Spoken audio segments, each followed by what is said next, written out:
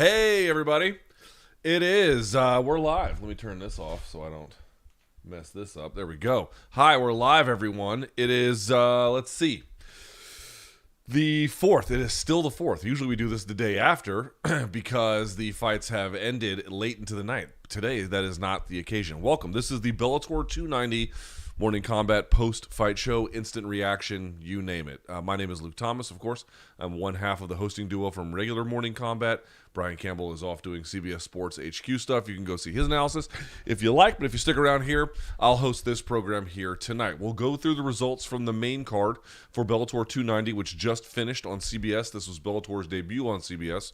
We'll talk some about that. And, of course, it was Fedor Emelianenko's last fight. He retired in the cage. It was a depressing affair. All right, so if you don't want spoilers, I mean, yeah, who cares anymore?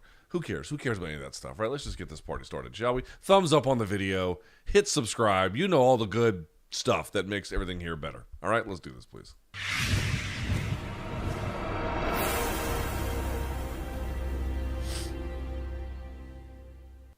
And we're back. All right. And as a reminder, hit that subscription button. Do us a solid. All right. Let's get to these results. So this took place. I didn't realize they had renamed the forum, so it's now called the Kia Forum, or just Kia Forum anyway, in Inglewood, California. This is just outside Los Angeles. Basically, it's a suburb of some kind of a way of looking at it. All right, neither here nor there. Bellator 290 headline: Ryan Bader defeats Fedor Emelianenko via TKO at 2:30 of round one. I mean, we knew it was not going to go any other way. Even on Friday's MK, when we were breaking it down, I wanted to sort of give life to the idea about what a Fedor pick might look like if you could make one, and I hitched my wagon to it. But I even openly said that BC's pick and the pick for Bader was the correct one, and it was. I mean, listen, I could go down the list. This is hardly exhaustive, but even just recently, Frankie Edgar. I'm not putting Frankie as necessarily on par with Fedor's achievements, but I think a beloved figure of the game who was highly accomplished. Trying to get a retirement fight in Madison Square Garden, and that was a little bit different. They kind of booked him, Chris Gutierrez, which was a very difficult fight for him to win at that juncture, but of course he gets iced. Terrible. And then we had Shogun recently at UFC 283 against Ihor Potieria, and same thing. We were all like, all right, maybe there's just a little bit of that Shogun magic left, and of course he gets iced. And then you thought maybe, like you knew Bader was going to win, but you thought maybe a guy like Fedor could pull out something spectacular and wow us one last time, and it just wasn't to be, of course. He didn't. He got iced. What happened? He gets hit with a punch, basically kind of like on the back of the head. He falls. Ryan Bader gets on top, tries to finish him from full guard, moves to half.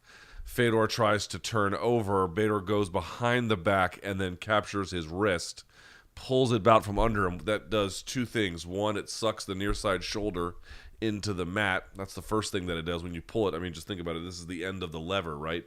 So if you pull it enough, what happens to the shoulder? It turns. So that partly it drives them back into the mat. It also, if you watched one of my Mackenzie Dern breakdowns, one of the things I talked about was getting a stable position from which to ground and pound. And one of the ways you can do that, of course, is from the back when you have wrist control. And, of course, she finds the back very often. Bader didn't have the back, but that behind-the-back control effectively has a very similar kind of property where you can also balance yourself to, fire down shots, and they only have one hand to protect themselves, which is insufficient to do the job effectively. And so referee Herb Dean intervenes, and then that's that. Ryan Bader wins. He retains his Bellator heavyweight title, and that's that. Ryan Bader becomes the first person to ever defeat Fedor twice. Although at this point, certainly I don't want to take anything away from Ryan Bader. He even said when this fight was offered to him, he wasn't necessarily all that interested in it. And Fedor is 46. He'll be 47 in September. I think he had some other designs, but perhaps because the promotion wanted it, perhaps it was something that they were trying to make big enough for CBS that they booked the fight. But, I think let this be a reminder to everyone that the last okay, how about this? it almost doesn't even matter how good they were, how much money they made, or how otherwise they were adored by the fan base. It turns out that effectively sticking the landing of the last part of your career as a prize fighter, it trips a lot of them up. Even the very best ones can't get it right. And that tells you how hard it must be for all the myriad reasons. Sometimes they are broke, sometimes they're not. Sometimes they don't know when to quit. Sometimes who knows? It's myriad reasons why they want to prove to themselves something or whatever. Fedor seemed to be ready to be done with it, so I don't think he had anything to prove left to himself. He had nothing left to prove tonight. Would have been great if he had won in terms of all the feels, but he didn't have anything to prove. Anyway, it's just, it's depressing. But anyway, Bader didn't really want to take the fight, and he did anyway. And it's a good win in the sense that he stays relevant. It was on CBS, but it's significant value. I don't really know anymore. But getting back to the point about sticking the landing, like Khabib stuck the landing, right? And you could say, well, he got out early. Is that really sticking the landing? What I mean is, you're just not crawling out in a diminished state relative to what you were, right? That's what I mean. Like, you could end on a loss and it wouldn't necessarily be some kind of tragic thing. And this isn't tragic necessarily either. It wasn't some, like, prolonged beating or something like that. It wasn't that. But the point being is Fedor went out in this kind of a state, which was not terrible. And by the way, like, Scott Coker doing that thing where there's Josh Barnett and Couture and Frank Shamrock and Henzo and, like, all these, like, Mark Coleman's and all these other guys up there. That was a cool scene for him to retire like that. But to point out, like, in terms of how the fight went, it didn't go great for Fedor. In terms of how the fight went for Silva in MMA, it didn't really go the way he wanted to. It wasn't some kind of beating, but it was just, it felt so unnecessary after the fact. Like, why did we have to go through that? That seemed pointless to a degree. And then, of course, the other ones I've already mentioned. Like, it's very, very difficult to stick the landing. The very, very best prize fighters don't get it right. Khabib got it right, and GSP got it right. And GSP almost got it wrong. I mean, he got it right in the sense that he walked away after the Hendricks fight, but I thought he lost that fight. But either way, he wins it and then gives the title back. That was pretty good. Coming back and then win the title against Bisping, that's crazy, next level, amazing. But what did he also do? He got right back the fuck out. He got right out again. He didn't waste any time. You can't beat the clock in this game. You just can't. You have to get out early.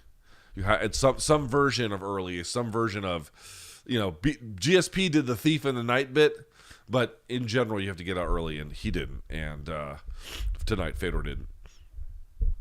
And this is what you're going to get. I mean, there's a few thoughts I had about the whole thing. There's not really a big fight to break down in this case, but it's more about the career of Fedor. Is he the best heavyweight of all time? I think that he is. At least at a bare minimum, I think he's got the most distinguished record. Let me just say a couple things about Fedor beyond just the fact of either he is the best heavyweight of all time or he's certainly, like, at worst number 2. He used to be in much more of a contention for best fighter of all time. I think that has slipped through his grasp a little bit, but at the heavyweight division, I think it stays. But there's something else that really occurs to me beyond just how difficult it is to stick the landing and Fedor's status, which is that tonight felt, for me, as someone who's been watching MMA quite a while at this point, and then covering it professionally for also a pretty long time, tonight to me felt more like the end of Pride than I'd felt in a long time. Mike Bond had a tweet recently where, with the retirement of Shogun, he was the last guy on the existing UFC roster to fight in Pride in Japan. You have Nick Diaz and Robbie Lawler, who, by the way, are not going to be in the promotion much longer. They did fight in Pride, but never in Japan. They fought in the Las Vegas show. And so that doesn't really, I mean, it's not that it doesn't count. That was real Pride, but it wasn't real Pride in Japan. Shogun was the last, so that means that there's no one on the UFC roster who's done that. I don't think there's anyone on the Bellator roster who did that either. Fedor, like he was the guy at Pride. He was the most important guy there. I mean, from the Japanese perspective, maybe it's Sakuraba. I'm not sure. I don't know how historically they view that. Certainly, he was a massive figure. For folks who may not know, Kazushi Sakuraba was, like, the best way to explain Kazushi Sakuraba is what someone once told me was, imagine if Hulk Hogan in his prime could fight like actually really well in MMA and did both. You'd be like, like what? Like it's hard to even fathom what that would mean. Like that's what he was. So maybe to the Japanese that's different, but at least to I think to fans like me at the time, and in North America, he's the most important figure out of that organization. Again, a guy who had a claim to be the best ever at a certain point, certainly the best heavyweight out of that crop, no doubt about it. And again, arguably in the overall scope of MMA history, man. If you have, we did it for Resume Review, and it honestly took my breath away when I did it. If you have a Fight Pass subscription, someone once asked me who it was. I forget who it was. Like, what's the value of a Fight Pass subscription? I don't watch anything live on Fight Pass. I pay just for the library, and to me, it's worth every penny. It's so valuable to have a resource like that to be able to go and look stuff up. If you've never seen like the 03, 04, 05 version of Fedor, and really kind of closer to 03, 04, if you've never seen that, dude, you just never seen Fedor. Like what you saw tonight, I mean, this is I don't want to diminish the man. He is obviously a figure of adoration, and we revere him all, but the version that was there tonight, that's not even a pimple on the ass of the guy who fought in Pride. It's barely the same guy at all. If you go back and watch like the fights against Schilt, Herring, the first Nogueira fight, obviously the Crow Cop fight is a fucking technical masterpiece. The Mark Hunt fight, and I could go on and on and on through even like when shitty Naoya Ogawa refused to shake his hands and he went in there and just fucking dropped bombs on him. The Fujita fight where he got hurt, dude, you have to go see what a prime Fedor Emelianenko looked like. I did a totally unscientific but kind of fun little thread on Twitter today. I asked, what was the first time you ever saw Fedor compete live? Right? Not like I caught a DVD, I caught a clip, like sat down and watched a live Fedor fight. What was the first one? And the vast majority of them, quite understandably, given who I was polling, were basically giving answers like Strike Force or Affliction or, whenever MMA had made its way to U.S. airwaves, basically. Which tells you that the vast majority, and yes, you could have gotten Pride, but most of them were like post-Pride. Bodog, and after that, like it's kind of crazy that Pride and all its illustrious splendor never got noticed, and Bodog did. But and what that tells me is that the vast majority of people who watch Fedor today barely understand who he actually was. Even by the time he got to Strikeforce, he was a diminished version of himself a little bit. Still very good, but not the guy that he once was. And so this is he should have retired, in my judgment, quite a long while ago. Just to you know what, he got the Timothy Johnson. The Timothy Johnson win should have been probably the end, right? Because that was in Russia. He gets this incredible win over a ranked top guy in this organization. He puts his lights out. Like, that was tremendous. And to do that at 45 or whatever he was, 46 potentially even, is just, it's insane. It's insane that he was able to do that. So that's great. That probably should have been the end. But he retired several times before this, and then he had the terrible Fabio Maldonado fight, which was a disaster for him. He's had a series of these where you kind of thought like he could have hung it up a little bit earlier. But either way, man, if you've never taken the time to do it, you're only hurting yourself. If you've never taken the time to go through Fight Pass and actually sit down and watch that run he was on when he was like the top guy in his 20s as the Pride heavyweight champion, you've never seen Fedor, and you've never seen another fighter quite like that. Cain Velasquez was an overwhelming force of nature, but in a very different way.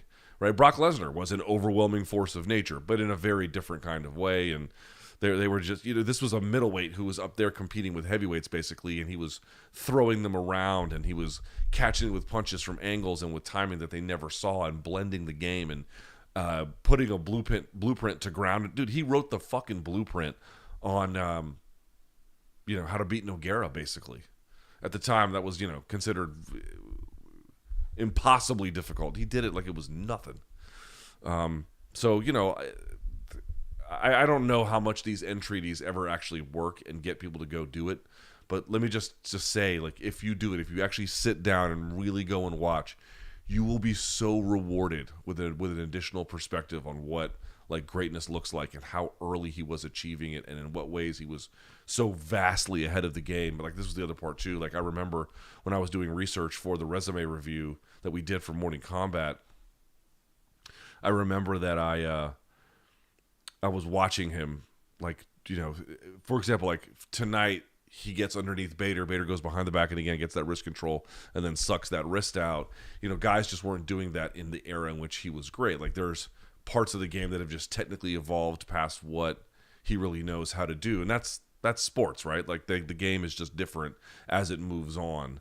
But the other part about the reality of him is that like he never spent a lot of time underneath. Like guys would take him down and they'd either get armbarred, like Mark Coleman got armbarred, for example, in a very similar kind of way. You know, even Hongman Choi was a similar kind of situation. But like, you know, that would happen fairly regularly. Or, you know, he would at least threaten from underneath, or he would get reversals. He would end up back on top. And with like the modern wrestler, he would kind of get trapped. But the other part is when you just look at how athletic he was in his prime, you can tell that like it's not like he didn't have things that made him technically advanced. He was. But there was also a reality that his game was very much lifted and affected the style that he brought by, at the time, he was really benefited by extraordinary athleticism and explosive athletic ability. Like he really had it in spades during his late 20s. But as that faded, so too did his game. And again, he was so great that he was able to make it work for other ways for long periods of time. But, you know, that was always going to be a thing that hurt him. And at 46, that was just...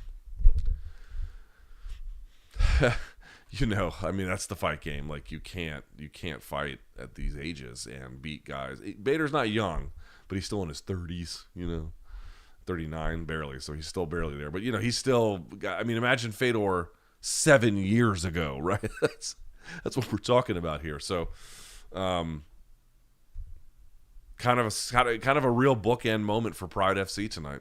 Kind of a real bookend moment. It's a new sport. It's a new era. It's a new day.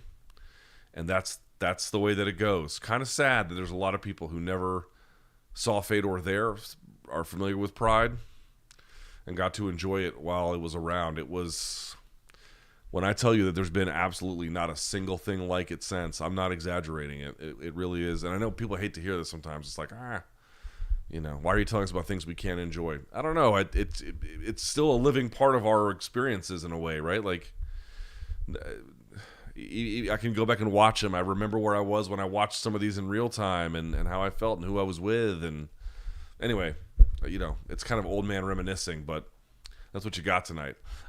Before we move on to the co-main, I do want to talk about the broader, like the overall broadcast and then like how this event went. Obviously, I have no idea how the ratings are going to go. I don't know what something like this can pull in modern television. It also aired on Paramount Plus. I don't know what that's going to do to viewership. I really have no idea. I will say I wasn't. I didn't think it was a heavily promoted card. I didn't think it was crazily promoted. I thought it was promoted okay, but not like overwhelmingly. I thought that was a bit of an issue. I don't know how much of the promos aired at all on CBS because I don't really watch linear TV hardly at all, so maybe you guys can speak better to that. So that'll be curious to see. In terms of the broadcast itself, I thought that they did a good job with Fedor and making it feel big and like being reverential towards him. I thought that was great. But I thought there was a couple of missed opportunities. One, why did they not show the Lorenz Larkin fight? The whole thing was 1 minute and 41 seconds. They had 1 minute and 41 seconds to sneak into that broadcast to show that, which I thought would have been just great for the viewers at home and really added to the overall enjoyment factor of the evening. And again, we're only talking about 1 minute and 41 seconds. You know, a little bit more than that because they have to show a few things, but not a substantial amount of time in the broadcast. And I feel like there's so many things that they throw to in the broadcast that it doesn't give them the leeway to add things like that. This is just my personal opinion. I don't speak on behalf of... I am a CBS employee, so, you know, I'm just telling you how I felt as a viewer.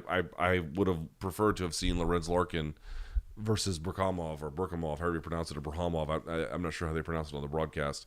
I would have preferred to have seen that, for sure, versus not on that broadcast. I think it would have been great for them. So that was interesting. What else did I notice about the broadcast? The crowd seemed very silent. I don't know if that's. I don't know what that was. I don't know how many numbers on the attendance. It seemed well attended, but the crowds, they would perk up when action would happen, but they weren't otherwise super engaged. So that kind of got my attention. I'm trying to think of other things that sort of stood out on the broadcast that I thought were kind of interesting. Yeah, aside from the Larkin thing and then the crowd being silent, I overall enjoyed the broadcast. It was pretty quick in the sense that, it was 2 hours. You got 3 fights. It's about what you want. One of them was 5-rounder. That was fine. But in terms of, the impact it had, I don't even know if it's trending. Let me see if it's trending on Twitter. I don't even know if it is. Yeah, UFC Vegas 68 is trending on mine, and I don't see... Let me pull up. Is it trending in sports even? Alicia Baumgartner. Ryan Bader is.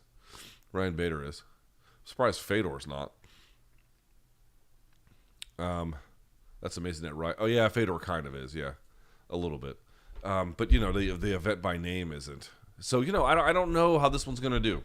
Candidly, I don't know. It might do well. I don't know what the benchmarks are internally for success either. What do they consider success? I don't know. They don't share these memos with me. But I think they made a mistake not showing the Larkin fight, and crowd was a little weird. I don't really know what to make of that. But, okay. Moving down the card. Your co-main event. Johnny Eblen defeats Anatoly Tokov 50-45 and then 2 49-46's unanimous decision. Johnny Eblen is the most unheralded champion among major MMA organizations today in any weight class.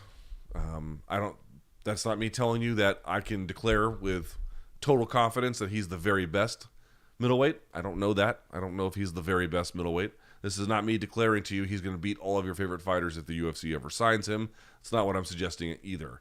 What I am saying is relative to what he can do and relative to what he's accomplished, matched against the acclaim he gets for it, there's just a yawning gap in between. I got news for you. I don't know if Johnny Eblen is the best middleweight on earth. I tend to think probably not. At least not right now. But he probably gives Alex Pereira a hard time. Real hard time. Just stylistically, he gives him a hard time. And might just beat his ass. It could actually be ugly. That I'm not declaring to you that would happen, but that you could not dismiss that at all. Let's sort of talk about what makes him good, right? He has striking that still is in development. I think you can see that. But he's got the ability to he's got good linear punches, right? What was the punch that was giving Tokov so many problems? The 1-2. The 1-2. He could not miss with that 1-2. That right hand was sticking Tokov flush over and over and over again. I was like, holy smoke, that thing is just dynamite. And he had a lot of winging punches off balance and then trying to switch through stances. That stuff needs a little bit of work. That's not his strong suit, but he's got good, respectable power. I would call his striking more than functional, valuable. He can stand with it and do with it. He can win. But what really sort of sets him apart is that his striking is not the best, but it's good. And he's got good power. He's got great cardio, and that dude can just wrestle you until for forever. He's a perpetual motion machine, and that's at 185 pounds. He reminds me a little bit. This is not quite the right thing because the guy I'm about to say is much better as at weaving in the submission threat. But when Chris Weidman was on his game, it was a little bit like this. Again, Weidman had a little bit more slickness with the boxing, a little more slickness with the submission game, but it felt a little bit like what you're getting out of this, a big, strong middleweight who has the gas tank to go forever. He can push the pace if he needs to. He's got good power. He can push you back with his striking. He can land on you. He has reasonable striking defense. And when he mixes all of it together, it just becomes overwhelming. That's the kind of game that he's got. And it's I don't know who in that organization can beat him. He will only get beat if he makes some kind of error or a 1 in a million shot lands, or he doesn't prepare right. But if he's healthy, and if he prepares, and if Father Time doesn't whip his ass, he's going to hold on to that belt for some time. Let me pull up the Bellator middleweight rankings. I don't do the rankings for Bellator, so I couldn't tell you who they have up here. Let's see. So current middleweight. Here's your middleweights. Fabian Edwards will probably be the next one. Tokov was the one sitting in that same space. Salter, who he already beat. Rosta's only got 8 or 9 fights. Then Aaron Jeffrey, Austin Vanderford. Lorenz Larkin was an interesting one. And then Romero Cotton. So there's a couple of names in there. And Larkin is obviously a much better striker than Johnny Eblen. But overall game, in terms of just the amount of effort that guy can apply to you and what it can all result in, that's a lot to deal with. So early, I thought Tokov took maybe the first or second round. I think the first round. I thought Eblin made a strong comeback in the second. Had to push through like the tide. I think he kind of squeaked it out. And in the third round, I thought Tokov was really taking it to him, but then Eblin ended strong, dropping him with that elbow. Right, I believe that's right. Fourth round, he just wrestled him to death. Fifth round, more or less the same thing. Tokov couldn't get him off. Tokov's gas tank hurt him. That's something that you've noticed in the past. If you've seen Tokov fights, his gas tank is not terrible, but I don't know that it's suited well for 5 rounds. He can usually be much more of a force through 3. So your gas tank was a bit of a problem. He had good punching power. He had good striking. But I think that once he became a little flat-footed and not able to be as reactive in that third round when he got stung with some of those hard rights, everything just began to slow. And he couldn't really ever get back out into another gear. He couldn't catch his breath really. He couldn't put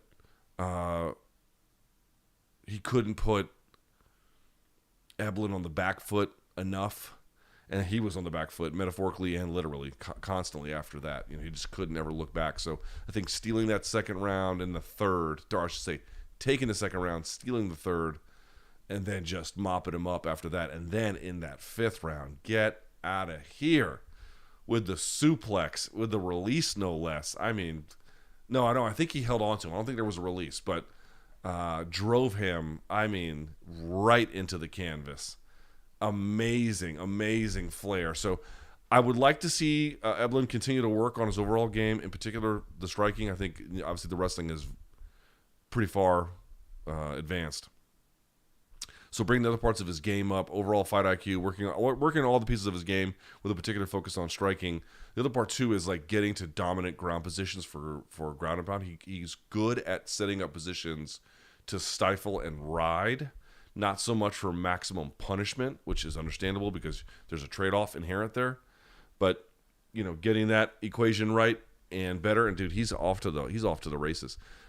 He's absolutely, I think, a top 5 middleweight in the world. Bare minimum. And you're going to look at part of his game and be like, there's nothing super flashy about it. Right. There's no part of it that's super flashy. It's the combo of everything. It's deceptive too. It's deceptive to watch a guy that big who doesn't have super flashy striking or crazy submission ability still kind of take it to these guys. And it's this combination of having his ace in the hole is the cardio and the wrestling combined. But dude, he didn't even really use that until much of I don't recall that being a huge part of the first 2 rounds even. That really didn't get going until as a real thing he could hold on to. I think he got a takedown in the second. I don't have any stats because Bellator doesn't offer stats. There's another thing about Bellator that drives me a little bit crazy, if I can be honest. They don't have stats that they compile and share, and it drives me up the wall. But here we are. So I don't have any stats. But he got a takedown, really didn't do a whole lot with it. But really, the takedowns didn't get to become a meaningful part, I think, until the third, a little bit, and maybe even the second half of the third, something like that. So, but even before that, also he has to make adjustments. Dude, he got beat up a little bit early. His initial read, his initial way of doing it, he had to kind of deal with it. His eye was swollen shut. he had to persevere and through. And then once he found his reins and once he found, I think, some of the timing and then what the setups were that worked better, he just went back to them, and that was it. And again, that right hand off the 1-2, and it was the timing too, because the looping hands, they take longer to travel, so you can kind of get out of the way of them and you can anticipate them coming or whatever. You can roll and make big motions. But the 1-2, bop, bop, and it's not like a 1-2, like dot, dot. It's dot, dot. It's like right behind it. Switching that timing up. Like George Foreman on Michael Moore. Go watch the timing on Foreman's 1-2 that sits him down. It's bop, bop. It's right behind each other. He pops them, not quite with the same speed, but an off-speed kind of rhythm, and it catches him constantly in that fight. So that was supposed to be in that co-main event role. That was supposed to be Vadim Nemkov taking on Yoel Romero, but it all fell through. This was this kind of substitute. For a substitute fight, given the circumstances, I don't mind it. I thought it was fine. And Eblin getting some promotion, I think, is what you want. And him ending it with a little bit of a dramatic flair is great. But I believe that there is work to be done to make sure that that guy gets the credit that he deserves, quite frankly. So more should be done to that effect. How about we talk about, very quickly if we can, the opening bout at welterweight. Brennan Ward taking on Sabah Homasi. He stops Sabah Homasi at 134 of round 2 via TKO, head kick, and then punches. Dude, Sabah Homasi was tearing Brennan Ward up in that first round. Punches he was walking into. He was getting leg kicked to death. And a lot of the stuff that Ward was throwing was missing. Now, towards the end, Ward had a nice flurry. And he was able to slow things down because Homasi would throw these wild strikes, slip, and then try and, scramble out of it, and then Ward would get his back. And he couldn't do a whole lot with it, in terms of getting actual chokes. But it slowed Homasi down. It slowed the fight down. And then he gets a little bit of a flurry to a more tired Homasi. Second round comes out. Ward lands big punches again, and then a head kick that drops Homasi, or at least hurts him. He kind of falls over and then finishes him off with punches, tries to get a choke, couldn't get it, and then follows up with more punches and elbows and everything else, and Homasi's a bloody mess. So first of all, Ward versus Homasi is your first fight to return to CBS since the Strikeforce Brawl, basically in Nashville. First fight back is a blood fest. I mean, it wasn't the bloodiest fight you've ever seen, but it was pretty bloody. Loved it. Perfect. That's exactly what MMA should be doing, so that was great. And then for Ward, man, this is a guy at 34 years of age who just punted on basically 5+ years of his career. Even before that, he wasn't taking great care of himself in the way that he should have been. He lost all that time with jail and rehab and everything else, and was losing this fight early. Homasi was landing the heavier, cleaner strikes. He was the one who had great takedown defense early, great ability to cause separation. He was doing great stuff. And then, again, we talked about Ward, getting in the back, taking advantage of the mistakes, putting some punches together, finding a range, keep walking Homasi down, slow him down a little bit. And then once he slowed down, the big punches from Ward. Ward's always been a big puncher. They caught up with him. They landed. He lands the head kick. He follows up. Just a great job by Brennan Ward, man. And I even said this on Friday, I don't know how far he's going to go, man. The guy missed a lot of time, and he'll tell you that. He missed a lot of time. Some cost has to be paid there. There always is. There's no such thing as a free lunch in this life. But, I know that he has put himself in the best place he could possibly be to get something out of it. And the two guys he had beaten since he got back to his career to resume things, they weren't great names. And Sabah Homasi, is he the number one welterweight in the world? No, but he's a tough guy. He was certainly a much tougher guy than who Ward had been fighting, and comes from a good camp, and he was sticking it to Ward early. For Ward to overcome all of that and then come back and get the stoppage win, man, and then bring in Jean-Claude Van Damme for a very awkward hug. But the guy he brought in, Mighty Matt, who he was talking about, that's the guy who founded High Rollers BJJ. Shouts to Mighty Matt. That dude is super cool. Super cool. He invited us out to his High Rollers place out in Vegas. So me, BC, and a couple of the Showtime guys, we all went out, some of the Showtime producers, we all went out there, and he treated us like fucking kings, man. So that dude is just, cool person, tries to do right by everybody. I think he's also involved. I think he runs, Nick and Nate Diaz have that Game Up nutrition thing. I think he runs that. So Some cool people all the way around. So that was cool to see as well. But great win by Brennan Ward. Let's talk very briefly, if we can, about some of the highlights from the preliminary card. I won't get into too many of these, but we have to talk about it. I was killing CBS for not putting it on the broadcast, so we got to mention it here. Lorenz Larkin, are you kidding me? Apparently this was a welterweight fight against, they got him ranked at middleweight, so it's a thing, against Muhammad, I'm going to say Burkamov, I don't know the proper pronunciation, via KO with a fucking elbow. Did y'all see this?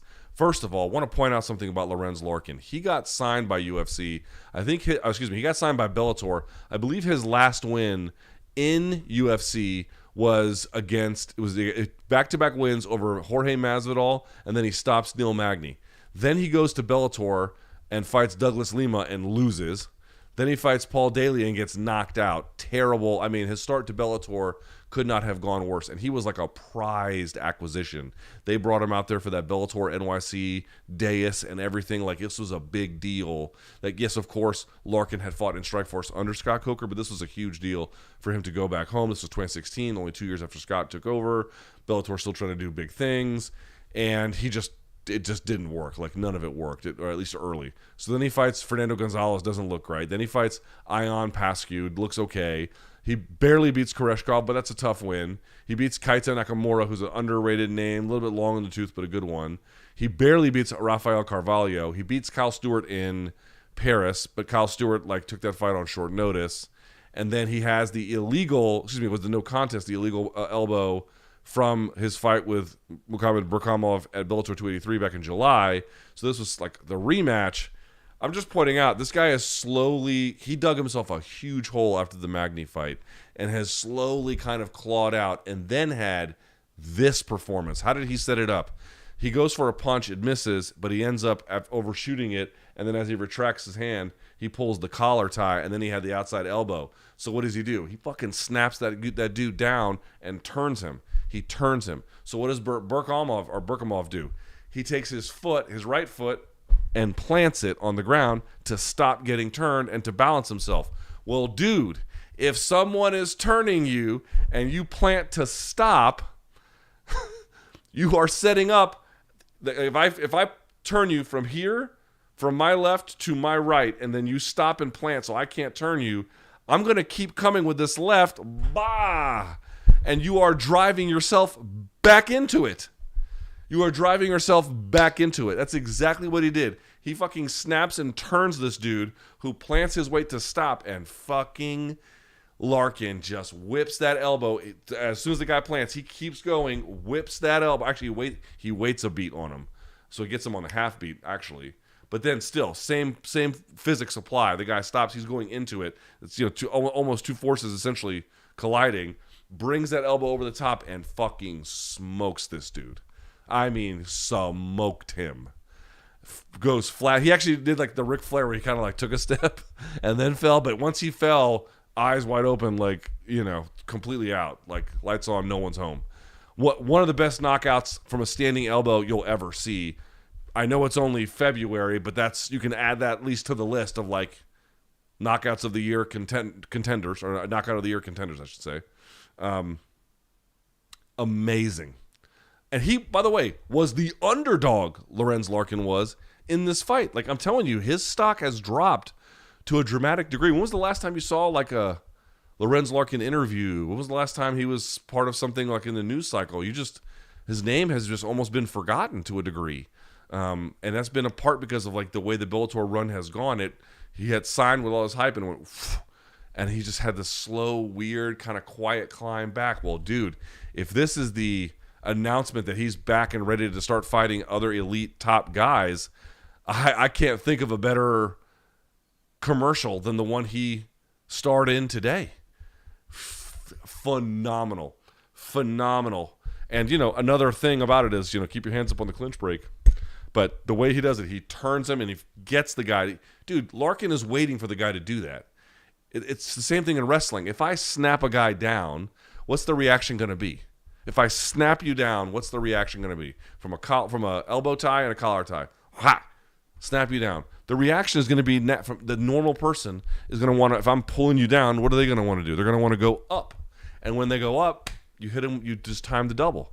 So you snap him down, waiting for the rebound, and then you pop the double in between. It's the same thing he does here. He pulls the guy, waiting for him to step, and all that does is, boop, set him up for the elbow. And he smoked him. He smoked him. He completely shut the lights off with one shot. It was brutal. Very, very job well done. Kudos, all of that to Lorenz Larkin tonight. Just an absolutely massive, massive win that should have been shown on the main broadcast. Henry Corrales gets a nice win. Ali Isaev and then Steve Mowry had a weird fight where Isaev kind of wins the first round, gets demolished in the second round, and then wins the third kind of like in a very boring ho-hum, top control, lamprey kind of way. So it ends up being a draw because the second round was an easy 10-8. Anyway, Chris Gonzalez defeating Max Roshkov. I might save that one. You know what else? That's the last one I'll go on. I'll save the rest. Yeah. Okay. I remember when Usman Nurmagomedov beat Chris Gonzalez, I had people being like, dude, Nurmagomedov's not beating anybody good. And I'm like, you're out of your fucking mind. Gonzalez is a team alpha male guy, NCAA All-American, the whole 9 yards, great athlete. Yeah, like it's hard to look good against Usman Nurmagomedov. Okay. But that doesn't mean you're not a good fighter. And he goes in here against Max Roshkov, who, by the way, hit an amazing, turning inside arm throw. He hit an amazing duck under to get the back. But Chris Gonzalez is a great striker. I think he was able to connect, I think, with the right hand. I have to go back and look. That also kind of landed. It was legal, but kind of landed in the back of the head and then just polished him off. And dude, Gonzalez his down blocking was excellent in this contest. Like Roshkov had to really dig to get any takedowns and couldn't do a whole lot with him when he got him. And dude, that's a very good grappler. He's very much reborn. I still think highly of his future over Extreme Couture. But this is my point. It's like everyone was like, oh, Gonzalez is a tomato can. Get the fuck out of here with that, dude. Chris Gonzalez is a very good fighter. Here's what happens, man. There's a lot of people who actually don't watch Bellator. They kind of half-ass watch Bellator, and then they make these grand proclamations about who is there and how good it is. No, Bellator is not an equivalent organization to the UFC, not even close. But you can't let that get in the way of identifying what are actual good fighters. If you have to give them their due if they are owed it. And of course, how that matches across any kind of aisle, one or UFC or PFL, we can get into those debates, but if you see a good fighter doing good things, you should say as much. Chris Gonzalez is a good fighter. He's a very good fighter. And this was a very good win that he was able to get. All right? I don't have anything else. I don't know if there's any bonuses. I don't know if Bellator does that. But overall, I guess we'll see how things go. I'll say this. It's almost kind of ho-hum that MMA returned to CBS. This was a big counterculture thing when it happened the last time. Let me tell you, it was a huge deal. It was a shake-up in sports. And today it was just another day, which I think is kind of a good thing, right? Success. We don't have to constantly fight for every inch of space to be treated as a sport worth celebrating, worth broadcasting, worth being a part of. So that's really kind of nice. And last time, they would have weird crews for, the CBS shows. Gus Johnson was doing them. It's why is he here? I heard they stuck with, the reliable people who do all of their broadcasts, which is probably the right call. I was glad to see that, too. They didn't try to go too crazy with it. They wanted it to look nice, it seems to me, but not be, over the top. They didn't want to have, their grandest show ever. They just want to have a good, solid, meaningful, impactful show. I think they got that. Whether or not they got the viewership for it very much remains to be seen. I don't know how that's going to go. So we'll see. That is it for me tonight, I think. Yeah, that's it for me tonight. We'll call it an early one here. Back on Monday, and then we're off to London. Yeah, that's it. So we got a lot of stuff going on. So thank you guys so much for watching. Thumbs up, hit subscribe, all that good stuff. And yeah, I'll see you guys on Monday with the wonderful Brian Campbell. And until then, enjoy the fights. Oh, get some sleep. Do that. How about that? Bye, guys. See y'all later.